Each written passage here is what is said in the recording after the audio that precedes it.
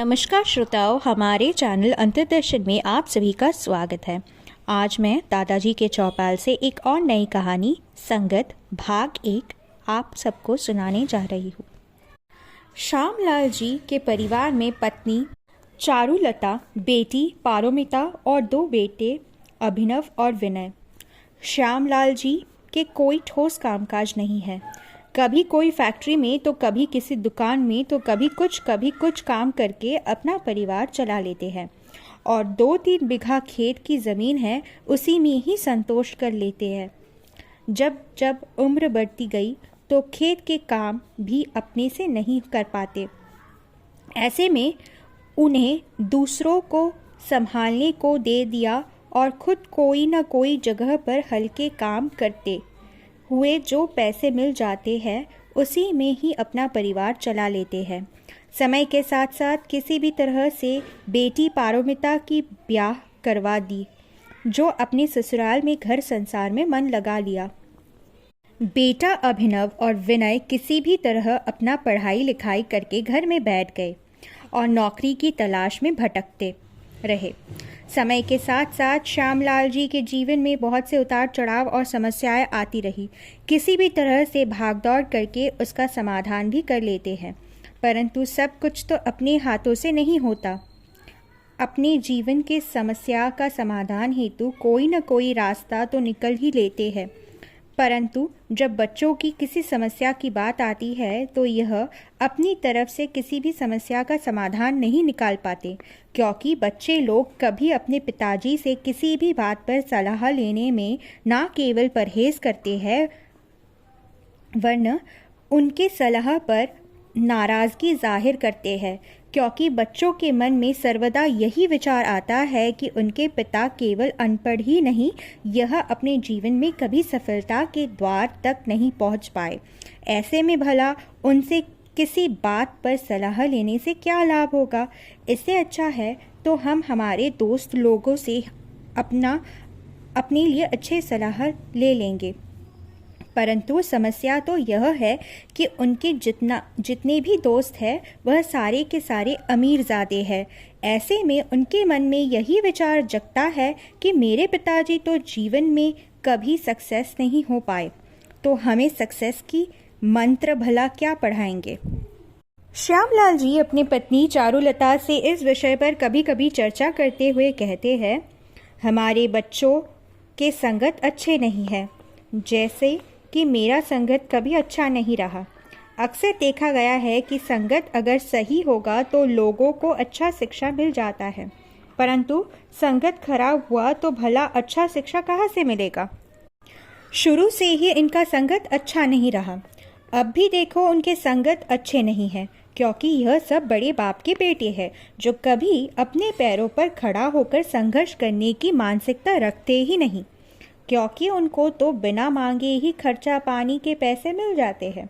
ऐसे में जीवन में संघर्ष करने की तरीका उन्हें नहीं मालूम होता है तथा दूसरे लोगों को भी कोई सही सलाह नहीं दे पाते।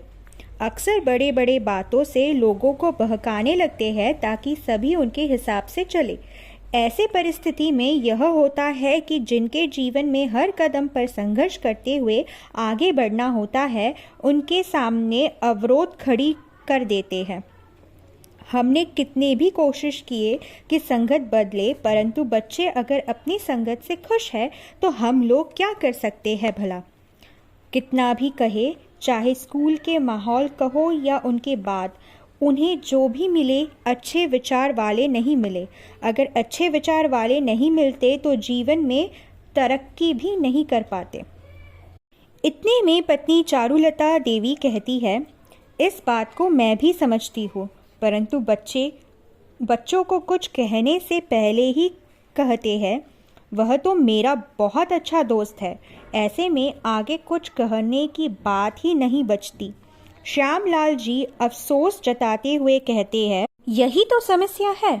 जिनके जीवन में कोई मकसद नहीं है, अपने पिता के पैसों की ढेर पर बैठकर ही अपना गुजारा करते हैं, उनके साथ रहने पर बच्चों में वैसे ही मानसिकता जगती है, रहने दो, क्या करना है, हम तो वैसे ही ठीक है, परंतु जिनको संघर्ष करना ज़रूरी होता है वह भी निस्तेज हो जाते हैं, सोचते हैं क्या करना है, छोड़ो। वैसे ही दुनिया में अच्छे माहौल देने वाले कम ही मिलते हैं। किसी के जीवन में कुछ अच्छा हो तो ऐसे कितने लोग होंगे, ऐसे कितने लोग चाहेंगे। श्यामलाल जी कभी कभी अपने जीवन के तजुर्बे अपने पत्नी और बच्चों के सामने रखते हैं ताकि बच्चे लोग उनसे सीखें। पत्नी चारुलता देवी तो उनके कहे बातों को सुन लेती है, परंतु बच्चे लोग उसे अनसुना कर लेते हैं। श्यामलाल जी कहते हैं, जब मैं ग्रेजुएशन करके बैठा रहा, मन ही मन सोचने लगा कोई सरकारी नौकरी वगैरह कर लेंगे। हालांकि हमारे जो खेत खलियान हैं देखा जाए तो बहुत है, परंतु खेती का काम इतना आसान तो है नहीं और सभी लोग उसे संभाल पाएंगे ऐसा भी नहीं होता।